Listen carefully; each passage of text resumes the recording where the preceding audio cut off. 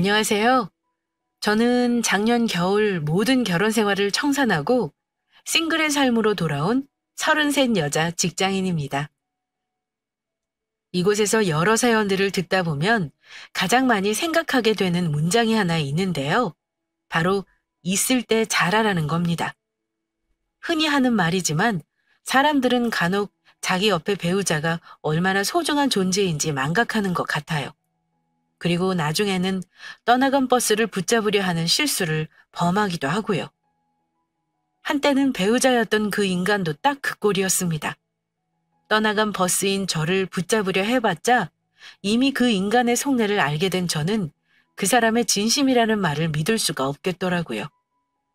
사람의 믿음이라는 건 참 우스워서 한번 깨져버리면 회복하는 건 불가능하다는 것도 이혼하면서 알았습니다. 믿음이 깨지니 저는 함께했던 시간이 다 부질없게 느껴지더군요. 하지만 세상에 깔끔한 이별은 없다지요. 결혼했던 부부가 이혼했다고 해서 바로 몰랐던 사이가 되는 건 아니더라고요.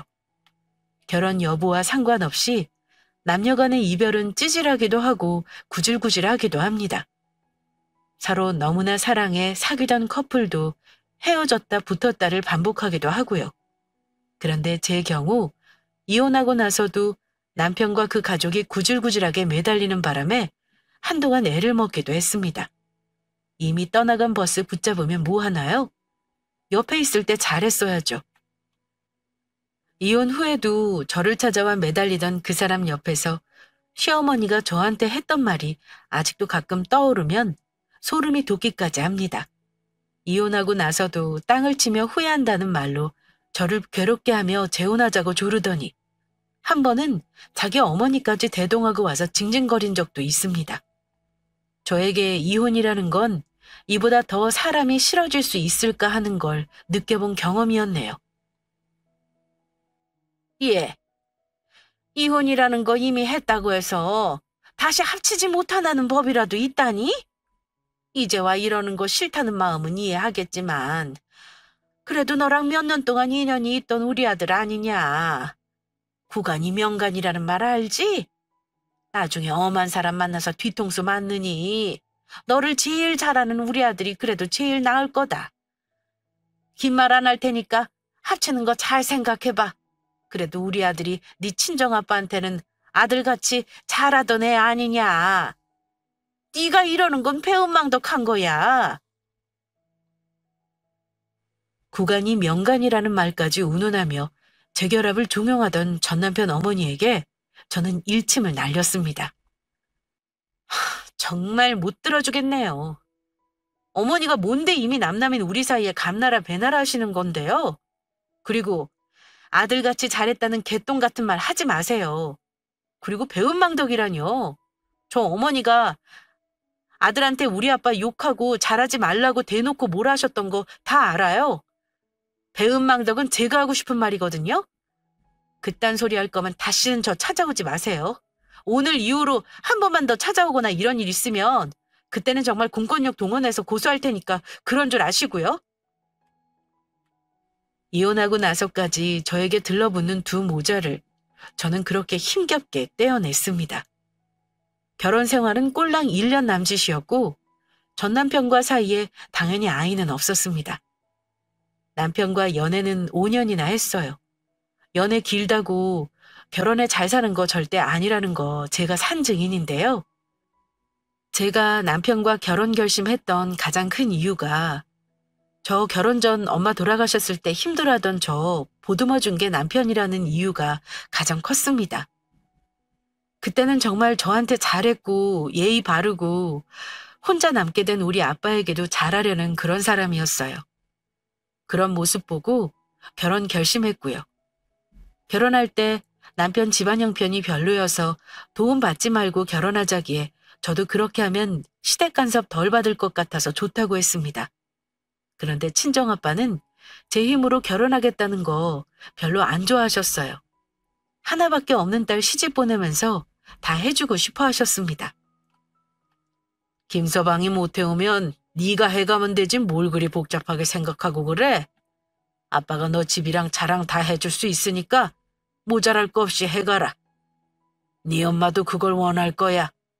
하나뿐인 딸인데 그 정도도 못 해주겠니? 엄마가 죽기 전에 너 시집 갈 때 아쉬운 소리 절대 안 듣게 하라고 신신당부하고 갔어. 아빠, 그럴 필요 없어. 나랑 김서방 모은 돈에다가 대출 껴서 전세 얻기로 했는걸? 그리고 스몰 웨딩 할 거니까 결혼 비용 생각보다 많이 안 들어갈 거야. 축의금 들어오는 것도 꽤 될 테고. 그래도 대출 껴서 시작하면 니들 월급으로 갚고 사느라 하고 싶은 것도 못할 텐데 그러냐? 이건 아빠 말대로 하지 그래. 나중에 좀 도움이 필요하면 그때 말씀드릴게요. 아빠가 집이며 차며 해달라면 해주겠다 하셨지만 제가 마다했습니다. 아빠가 돈 걱정 안 하고 사시는 분이라 해도 부모에게 받는 걸 당연하게 생각하지도 않고요. 그리고 무엇보다 가진 게 없어 자격지심에 힘들어하는 남자친구 길을 살려주고 싶었습니다. 하지만 수도권 집값이라는 게 참 부모 도움 안 받으면 절반 이상을 대출받아야겠더라고요. 그래서 전셋집 마련할 때 어쩔 수 없이 친정오빠 도움을 좀 받았습니다. 재력만 따지면 우리 친정아빠와 시댁은 비교 대상도 아닙니다만 시댁에 굳이 그런 거 시시콜콜이 말하지는 않았습니다. 친정아빠는 사업을 꽤 오래 하셨고 많은 재산이 있는 분이지만 겉으로 보기에는 굉장히 검소해 보이는 분입니다. 엄마 돌아가시고 나서 넓은 집 필요 없다며 관리 편한 소형 아파트에서 사는 거 자처하실 정도로 소박한 어른이세요. 사실 저는 결혼 전 20대부터 매년 재산세를 내고 있는 부모님께 증여받은 재산도 있었는데요. 그건 굳이 결혼 전에 남편이나 시댁에 알리지 않았습니다. 아빠가 그러라고 한 건 아니고요. 이유는 몇 년 전 돌아가신 엄마가 저에게 한 당부 때문입니다. 주연아, 엄마가 하는 말 잘 들어. 나중에 혹시 결혼하고 싶은 사람 나타난다고 해서 네 거 전부 오픈할 필요는 없어. 그건 결혼해서도 마찬가지야. 특히 결혼하기 전에는 절대 네가 가진 재산이나 돈에 대해서는 있는 그대로 다 말하지 마. 그게 무슨 말이야? 전부 솔직하게 말 안 하면 그게 부부야? 엄마 말은 결혼 전부터 굳이 네가 가진 거 다 얘기하지는 말라는 거야. 세상에 욕심 없는 사람 없다.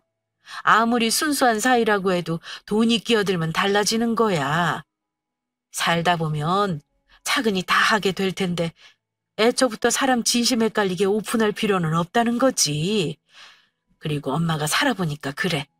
여자는 결혼해도 남편 모르게 꼭 딴 주머니가 있던가 아님 경제적인 능력이 있어야겠더라. 그래야 할 말하고 사는 거다. 엄마는 경험에서 우러나오는 조언을 자주 해주셨는데 그중에서 강조하시는 건 여자도 딴 주머니를 차거나 경제적 능력이 있어야 한다는 것과 결혼할 사이라고 해서 내 전부를 오픈할 필요는 없다는 거였습니다. 결혼할 사람에게 뭔가 숨긴다는 게 좀 슬픈 일이긴 하지만 사실 맞는 말인 것 같아요. 살면서 무슨 일이 생길지 모르는 거니 아무리 사랑해서 결혼한다 해도 늘 나쁜 일에 대한 대비는 해야 하니까요. 저는 돌아가신 친정엄마의 당부를 늘 염두에 두고 있었습니다. 저더러 솔직하지 못한 사람이라 해도 별 수 없죠.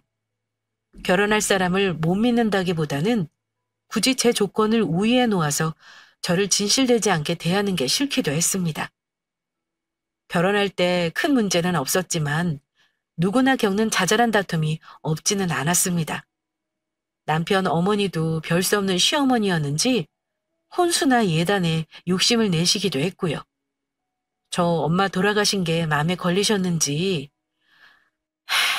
사위 사랑은 장모라는데 우리 아들은 장모 사랑을 못 받아서 어쩌니? 하며 저 마음 아픈 말씀을 대놓고 하신 적도 있습니다. 그러자 남자친구가 어머니를 위로한답시고 엄마, 요즘은 그런 말도 다 옛말인 거 몰라요? 그리고 장인어른이 나 아들같이 생각하시잖아요. 그리고 내가 장모 사랑 못 받는 만큼 이 사람이 우리 집에 더 잘하겠지. 이렇게 대답했습니다. 하지만 그때는 몰랐습니다. 그때 짧은 대화가 제 불행한 결혼 생활의 복선이 될 거라는 걸요. 저는 시어머니 말 듣고 속상하긴 했어요. 그런데 어쩐지 예비 신랑이 하는 말에 묘하게 더 기분이 나쁘더라고요. 하지만 누구든 아들 가진 부모라면 아쉬울 수 있겠다 싶어 그냥 넘어갔습니다. 어머니는 자기 아들이 장모 사랑만 못 받아서 아쉬운 게 아닌 듯 했습니다. 상견례 할 때 마치 자식 자랑 성토 대회라도 하듯 아들 자랑을 하셨던 게 기억나네요. 본래 상견례 때는 상대방 자식 칭찬이 당연한 거 아닌가요? 우리 친정아빠가 예의 갖추신다고 예비 남편 칭찬을 했는데요. 아들을 참 훌륭하게 잘 키우셨네요. 똑똑하고 직장도 안정적으로 다니고 딱 봐도 부모 속 한번 썩인 적 없을 것 같은 모범생이다 싶네요. 훌륭한 아들을 사위로 보내주셔서 참 감사합니다. 그런 말에는 제 칭찬으로 응수하는 게 예의임에도 시어머니가 뭐라고 하셨냐면요. 그렇지요. 제가 얼마나 정성으로 키웠는지 모르실 겁니다. 속 썩이는 거 없이 공부도 잘해서 학교도 좋은 데 갔고요. 저는 잔소리 한 번을 한 적이 없네요. 잘 키운 아들 드리는 거니 그 댁에서도 앞으로 우리 아들 잘 봐주세요. 이렇게 말씀하셨습니다. 대놓고 무례하진 않았지만 어쩐지 들으면서 기분이 썩 좋지 않았죠. 물론 오고 가는 대화나 분위기가 어색하긴 해도 나쁘지는 않았습니다. 남편 집안에서는 솔직히 결혼을 감사해야 하는 입장이었습니다. 남편이 모은 돈 고작 5천만 원으로는 집안 도움 없이 솔직히 결혼하기 힘들다는 거 어머니도 알고 계셨어요. 우리 아빠가 도움을 주셨다는 거 시어머니도 알고 계셨고 아마 그래서 예단이랑 혼수 같은 거 욕심은 안 부리셨던 것 같습니다. 게다가 그때만 해도 남편 월급은 고작 실수령액 250 남짓이었고 경력이 더 많았던 제가 300만 원 초반의 월급을 받을 때라 수입도 더 많았어요. 그러니 이래저래 아들보다는 나은 조건의 며느리라고 생각하셔서 저에게 딱히 뭘 요구하신 것도 없었고요. 어쨌든 작은 다툼이 있을 때 서로 적당히 양보하며 의견을 조율했다고 생각했고 이만하면 크게 의견 차이 없이 순조롭게 하는 결혼이라고 믿어 의심치 않았습니다. 순조롭게 결혼하면 결혼 생활도 순탄할 줄 알았는데 신혼 때부터 저는 남편과 크고 작은 다툼이 많았습니다. 역시 아무리 오래 연애를 했다 해도 결혼이라는 건 현실이 맞는 건가 봅니다. 저는 그걸 신혼여행 다녀오자마자 알았습니다. 시댁에 인사하러 갔을 때 어머니가 우리 부부를 앉혀놓고 당부할 말이 있다며 하신 말이 있는데요. 저에게는 부부에게 잘 살라고 덕담하는 게 아니라 저에게 시집 왔으니 앞으로 똑바로 잘 살라는 선전포고로 들렸습니다. 이제는 너도 우리 집 식구다. 나는 딸이 없다마는 너를 딸처럼 대할 거야. 둘이 버는 돈 알뜰살뜰 모아서 재산도 불리고 애도 낳고 살았으면 하는구나. 그리고 아가, 요즘 시대가 아무리 남편 평등한 시대라고는 하지만 그래도 집에서 여자가 남자를 더 받들고 내줘야 하는 거다. 돈 벌어오는 집안의 기둥이 남편 아니냐. 그래야 남자가 밖에서 큰일하는 법이야. 나는 아들한테 잘 자란 집안일 시켜가며 키운 적 없어. 내 말 무슨 말인지 잘 알아들었을 거라 생각한다. 제가 말귀와 나는 기가 막히게 알아듣는 편입니다. 사회생활을 오래 했거든요. 그래서 제가 어머니 말에 이렇게 대답했습니다.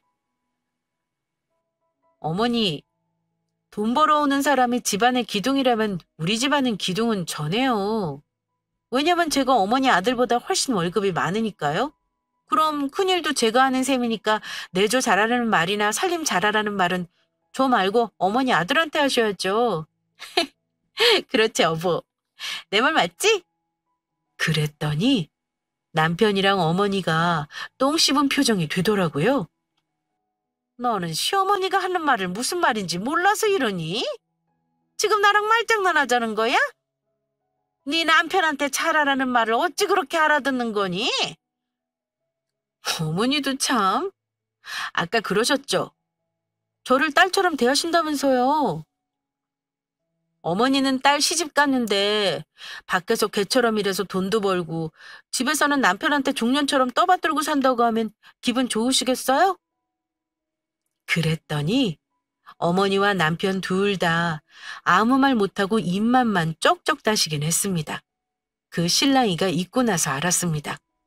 내가 이 집안에 시집 오긴 왔다마는 앞으로 좀 험난하겠구나 하고요. 원래 결혼하면 서러운 일이 많다고는 하지만 저는 서럽다기보다 이해가 안 가는 일이 많았습니다.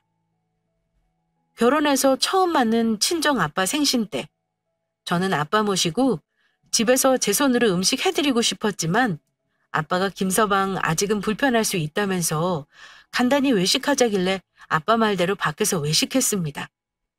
남편이랑 반반 각출해서 아빠에게 와인이랑 용돈 선물도 드렸고요. 그걸로도 우리 아빠는 엄청 좋아하셨습니다. 그런데 시어머니는 시아버지 생신 전날 저에게 전화까지 하시더니 너 내일 네 아버지 생신인 건 아니? 내일 아침 일찍 와서 잡채하고 미역국 끓이고 아버지 생신상 차려드려라.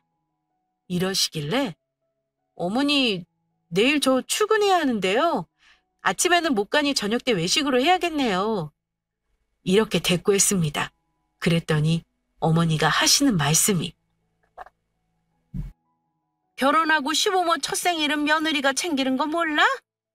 미리미리 회사에 휴가를 냈어야지. 넌 왜 그리 센스가 없니? 이러면서 호통을 치시는 겁니다. 하도 기가 막혀서 저도 그랬어요. 어머니, 우리 친정아빠 생신 때는 남편이 휴가 낼 생각 안 하던데 저는 왜 그래야 하는데요? 저 회사 일 바빠서 휴가 내는 거 힘들어요. 어쨌든 아침에 가서 생신상 차리는 건 어려우니까 저녁 때 외식하는 걸로 할게요. 그렇게 말씀드리고 다음날 아버지 생신날 저녁에 시댁에 가서 밖에서 식사했습니다. 물론 친정아빠랑 똑같이 돈 각출해서 용돈 봉투 남편이 드렸고요. 근데 시어머니는 아들이 주는 거라 생각하는지 넌 뭐 준비한 거 없냐 은근히 눈치를 주시는 거 계속 모른 척 했더랬습니다. 제가 할 말 다 하고 고분고분하지 않으니까 어머니도 저를 점점 세게 대하시는 걸 날이 갈수록 느끼겠더라고요. 더 화가 났던 건 결혼하고 처음 맞는 명절 때였습니다. 저도 우리 집 귀한 딸이고 엄마 살아계실 때는 우리 친정은 부모님 두 분 오손도손 앉아서 같이 명절 준비를 하곤 했습니다. 엄마가 나물 무치고 아빠랑 저는 전 부치고 그러고 살았어요. 손님들 오면 같이 상 차려 나가고 웃으면서 보냈던 게 명절이었습니다. 그런데 결혼하고 나니까 명절은 즐거운 날이 아니더라고요. 시댁은 큰 집이라 가족들이 전부 모이는 집안이었는데요. 다 모인 식구가 좋기 20명은 넘었습니다. 명절 전날부터 음식 준비해야 한다길래 갔더니만 그야말로 머리카락이 기름으로 절어질 때까지 전을 부친 건 처음이었습니다.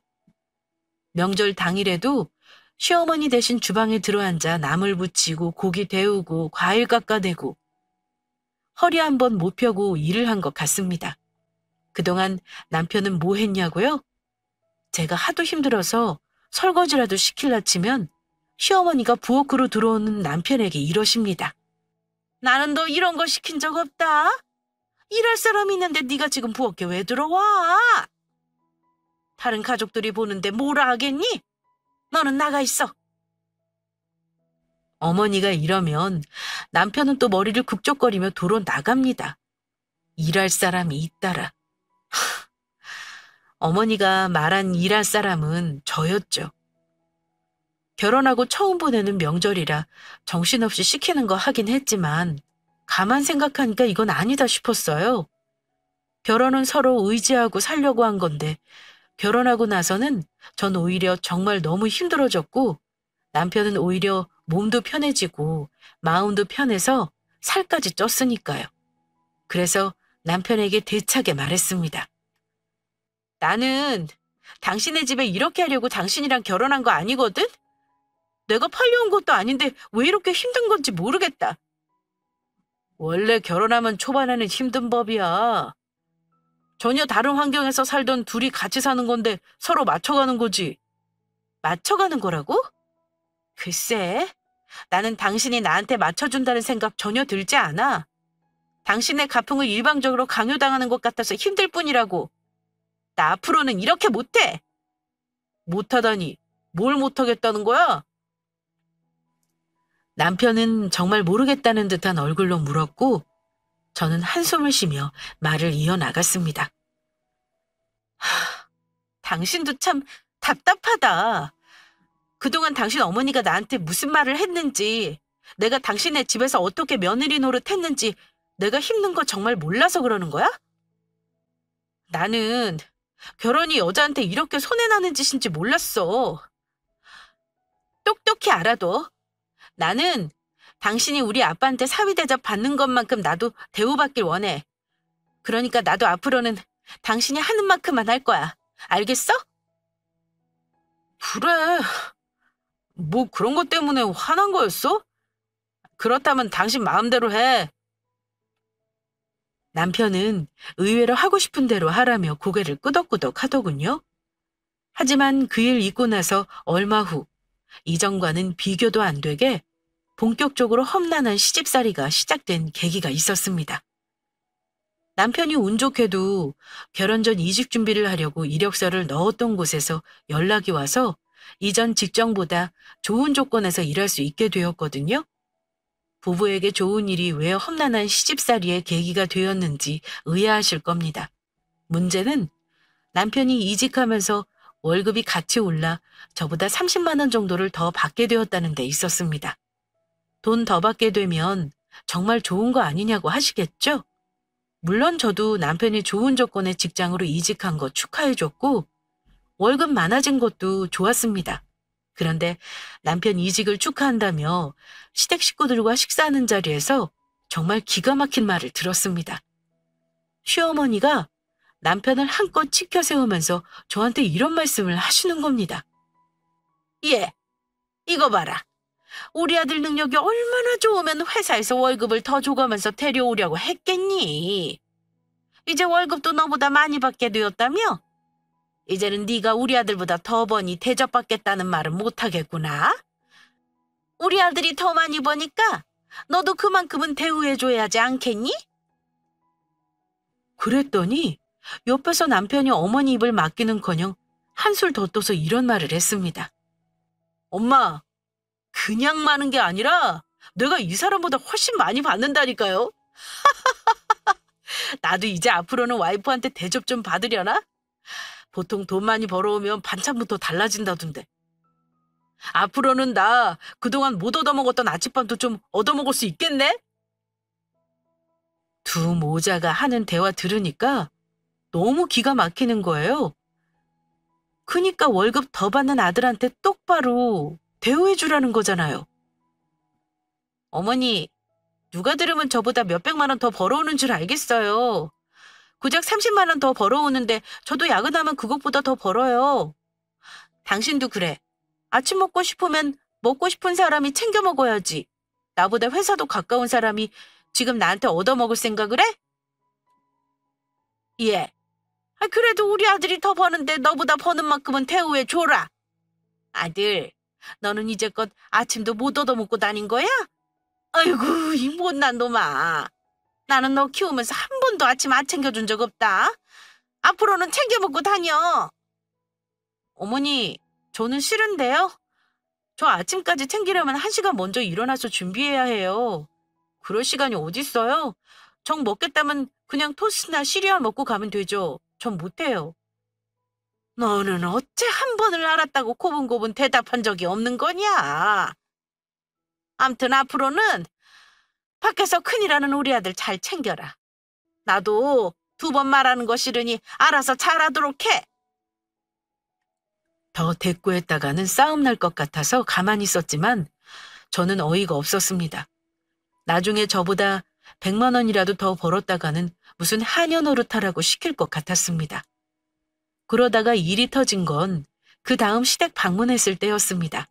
저는 그때 이혼을 확실히 결심하게 되었는데요. 그때는 명절도 아니었고 그냥 어머니가 남편 밥 해주겠다고 주말에 부르신 거였어요. 저는 남편에게 미리 말했듯 그 인간이 하는 만큼만 할 생각이었습니다. 남편이 우리 아빠 집에 가면 하듯이 주방에 안 들어가고 거실 소파에 앉아서 TV 보고 시아버지 말동무하고 있었을 때였어요. 어머니는 제게 이것저것 시키셨지만 그때마다 남편에게 하라고 미뤘습니다.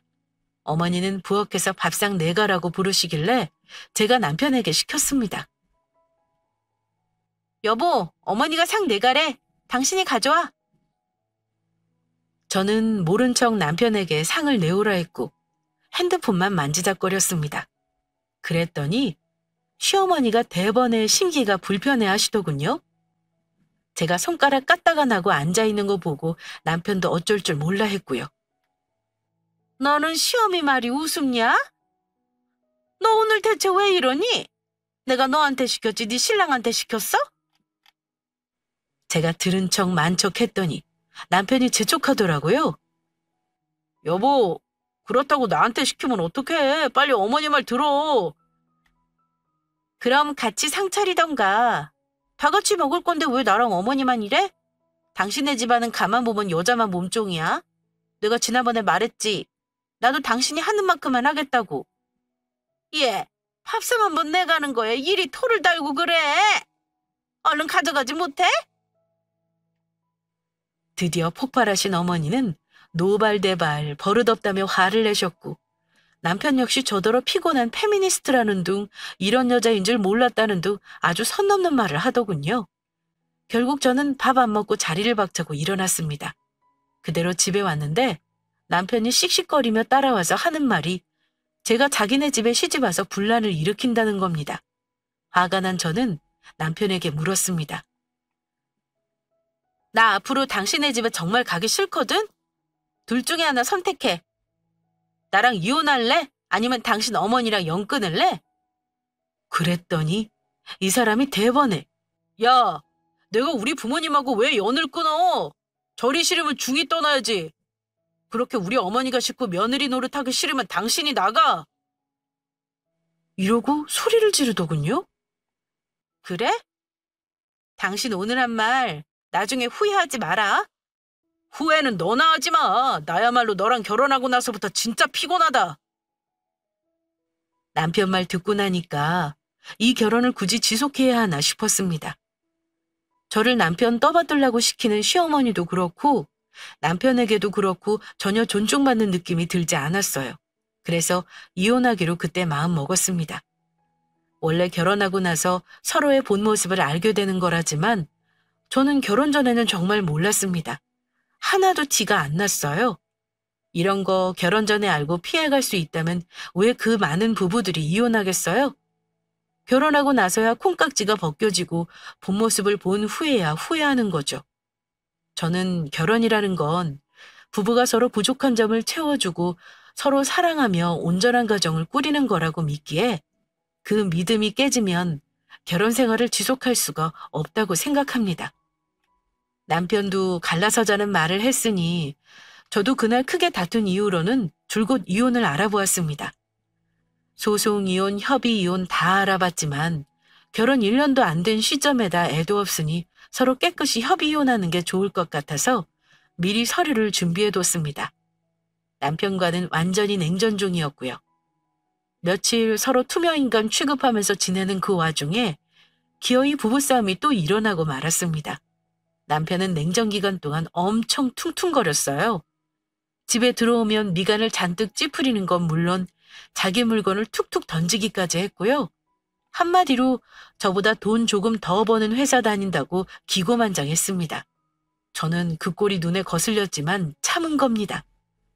어차피 기회 봐서 이혼하자고 할 거라서요. 그런데 하루는 이 인간이 아침에 출근 준비하느라 바쁜 저에게 이러는 겁니다. 야, 나 어제 술 먹고 들어온 거 모르냐? 너는 남편이 아침에 해장할 수 있게 콩나물국 한번 끓여주는 게 그리 어려워?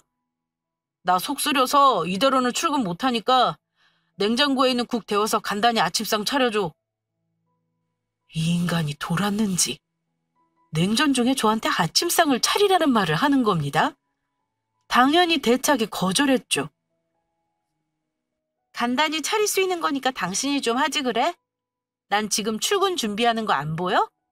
야, 너 정말 이렇게 남편 이겨먹으려 들 거야? 며느리 노릇 안 하겠다고 했으면 마누라 노릇이라도 해. 내가 너보다 이제 돈도 더 버는데 그 정도는 네가 할 수 있는 거 아니야? 웃긴다 정말. 꼴랑 30만 원 더 버는 걸로 참 바라는 것도 많아. 그거 더 번다고 나한테 유세 떠냐? 당신 저번에 절이 싫으면 중이 떠나라고 했지? 그냥 이혼하자. 더 이상은 못하겠다 나도. 제가 이혼하자고 하니 남편은 이혼하자는 말을 덥석 물더군요. 그래, 나도 그만하고 싶어. 이혼하자, 이혼해. 나도 집값 좀 보탰다고 너 은근히 유세 떠는 거 싫거든? 고분고분한 여자들 나가면 널려 있어. 도장 찍어줄 테니까 이혼 서류 당장 가져와. 홧김에 이혼하자고 한 거겠지만 이혼이라는 거 생각보다 그리 어려운 거 아니더군요. 서로 협의만 되면 갈라서는 건 몇 번의 귀찮음만 감수하면 되는 일이었습니다.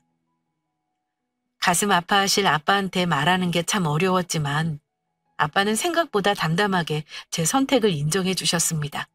그리고 그때 든 생각이 결혼해서 남편에게 내 재산을 다 오픈하지 않은 게 참 다행이었다 싶었고요. 1년도 안 된 결혼 생활 이렇게 접을 줄 알았으면 혼인신고도 빨리 하지 말 걸 후회되더라고요. 어쨌든 아이가 없어도 1개월의 숙려기간은 있어야 한다길래 짜증이 났지만 살림 정리며 집 정리는 생각보다 빨리 진행할 수 있었습니다. 그리고 법원에서 마지막으로 이혼 의사 확인하러 남편을 만난 날 합의서를 작성했습니다. 다만 판사님이 재산이나 위자료 부분 협의가 안 된 게 혹시 있는가 확인하길래 제가 한 가지 물었습니다. 혹시 결혼 전 제 명의로 된 재산은 남편과 상관없는 거죠? 제가 부모님한테 증여받은 재산이 있어서요. 결혼 전 증여받은 거라면 상관없습니다. 배우자가 귀화한 재산이 아니라면 놔둘 필요 없는 거죠. 저는 확인차 물어본 거였지만 이혼하는 자리에서 남편을 한 방 먹이고 싶어서 일부러 말을 꺼낸 것도 있습니다. 집 보증금이며 결혼식 비용 다 계산해서 남편이랑 칼같이 계산해 합의서에 적었는데 남편이 돈 10만 원에도 제가 더 가져갈까 봐 벌벌 떠는 거 보니 그 인간을 약 올리고 싶더라고요.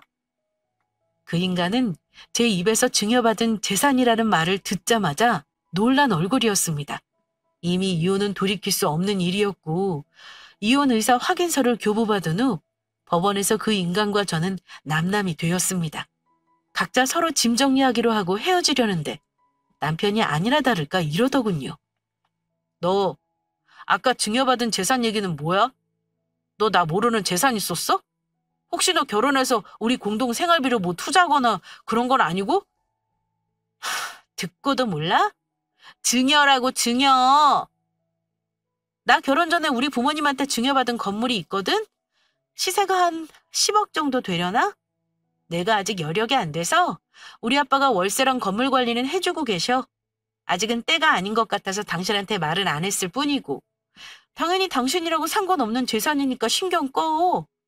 뭐 10억짜리 건물? 당신 건물이 있었어? 근데 왜 나한테 말 한마디 안 한 건데? 부부 사이에 이래도 되는 거야? 그 인간은 우리가 이혼한 사이라는 걸 그새 잊은 건지 눈을 까디집으며 흥분하더라고요. 부부 사이에 모든 걸 다 오픈해야 한다는 법이라도 있어? 일찍 알게 되든 늦게 알게 되든 그게 뭐가 중요한데? 어차피 우리는 이혼했는데?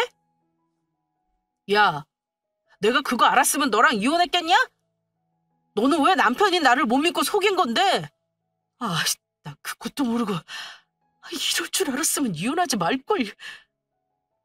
당신 정말 웃긴다. 아침밥 못 얻어먹는다고 이혼하자더니 왜? 내가 건물죄라니까 아깝니? 어쩜 대놓고 이혼 후회한다는 말을 하는 건지. 네가 이런 인간이라 이혼하게 돼서 정말 다행이다 싶다. 잘 먹고 잘 살아. 우린 이제 진짜 남남이야. 그런데 전 남편 놈은 몰랐던 사실을 알게 되고 나서 갑자기 태도가 달라졌습니다. 이혼한 날부터 저를 괴롭히기 시작했거든요. 지금이라도 이혼을 물으자면서 갑자기 저한테 고분고분하게 모든 걸 사과하겠다는 겁니다. 저기 여보, 지금 너무 늦었다는 건 알아. 근데 내가 알기로는 우리 행정관청에 신고만 안 하면 이혼 무효되는 거잖아. 내가 진짜 잘못했어. 오늘 정말 정신이 번쩍 든다. 둘이 함께한 시간이 얼만데 이깟 종이 한 장으로 헤어지는 건 말도 안 되는 거야. 안 그래? 내가 잘못한 거 싹싹 빌 테니까 나 용서해주라. 어? 당신이 엄마하고 영 끊으라면 끊을게. 우리 이혼 취소하자. 나는 절대 신고 못해. 이혼 신고 절대 안 할 거야. 당신 정말 속물이다. 내 건물이 당신 것도 아닌데 돈이 무섭긴 한가 봐. 이혼 신고하기 싫으면 하지 마. 어차피 둘 중에 한 명만 가서 하면 되는 거 몰라? 이미 끝난 일이야. 당신은 월급 나보다 30만 원 더 받는 회사에서 열심히 일해. 부자 되기 바래. 당장 내 눈앞에서 꺼져. 우리 다시는 보지 말자. 저는 붙잡는 그 인간을 뿌리치고 그 자리를 떠나버렸습니다. 그리고 지체 없이 구청에 가서 이혼 확인서 내고 이혼 신고했어요. 가족관계 등록부 뽑아보니 남편과는 완전히 남남이 되었습니다. 속이 다 후련하더군요. 그런데 그날 이후 좀 괴롭고 귀찮은 일이 생겨버렸습니다.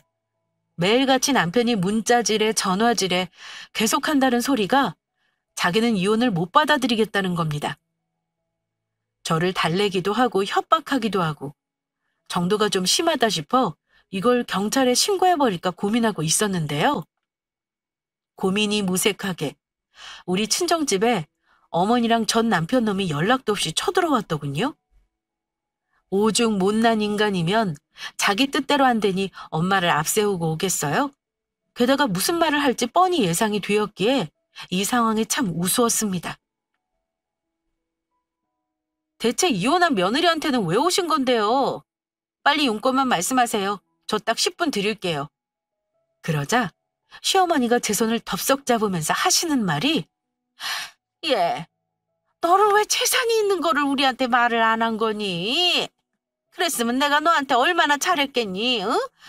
너도 대접받으려면 미리 말을 했어야지. 그 말씀은 제가 재산이 없었으면 더 구박했을 거라는 소리로 들리네요. 그만하세요.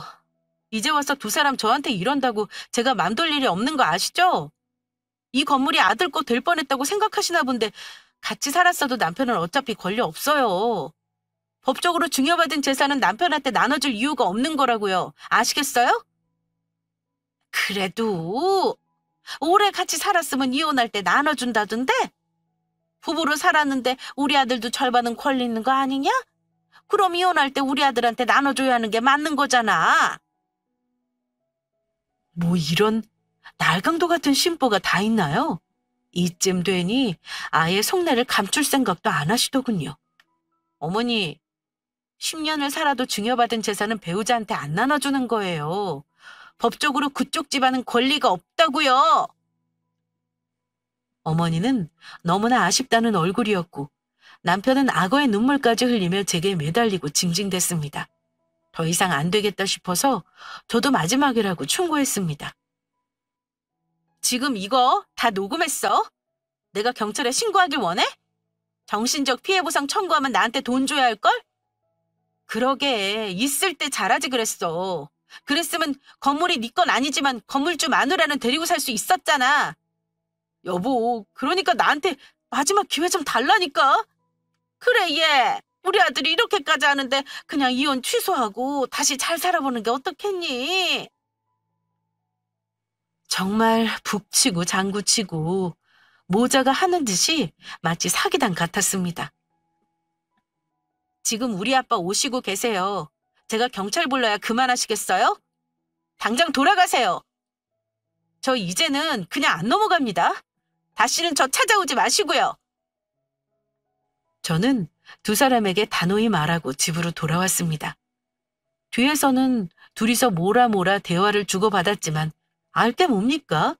오늘 이후로는 저 인간들 공권력으로 상대해줄 결심까지 했습니다. 하지만 다행히 그날 이후로는 두 모자가 저를 찾아오는 일은 없었습니다. 물론 남편이 문자나 전화는 했어요. 하지만 얼마 못 가 이내 포기하는 듯 했습니다. 그제야 저는 이혼이 간단하지 않고 징글징글하게 어렵다는 선배님들의 경험이 맞는 거구나 알았네요. 제가 결혼 생활을 한 건 정확히 8개월가량이었네요. 하지만 그 기간 동안 어찌나 마음고생을 했는지 이 나이에 새치까지 확 생겼습니다. 저는 결혼이라는 제도가 안 맞는 사람이구나 싶었어요. 그래서 당분간은 독신으로 살 것 같습니다. 아직은 남자 만날 생각이 없기도 하고요. 작년 겨울 모든 게 정리된 거라 아직 주변에 제가 이혼한 줄 모르는 지인도 있긴 합니다. 시간이 지나면 하나둘 정리가 되겠죠? 이혼하고 나서 친정아빠 집으로 온 뒤에는 그 인간들 소식은 전혀 들은 바 없어요. 어차피 본인들이 가지지도 못했을 제 건물을 놓친 걸 후회하고 있을까요? 아니면 저를 놓친 걸 후회하고 있을까요? 이혼이 후련하기만 한 저와는 달리 아쉬워할 거라는 건 분명합니다. 그래도 짧은 결혼 생활이었지만 할 말은 나름 다 한 것 같아서 억울한 건 없네요. 물론 시간과 노력이 아까운 건 있지만요. 구독자분들은 결혼하고 절대 바로 혼인신고하지 마세요. 그리고 결혼할 사람이라고 절대 모든 경제적인 상황을 오픈하지 마시고요. 나중에 큰 코 다칠 수 있습니다.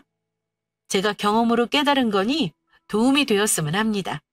제 사연은 여기에서 마무리하겠습니다. 즐겁지 않은 이혼 사연이지만 즐겁게 들어주셨길 바라며 사연 끝까지 들어주셔서 감사합니다.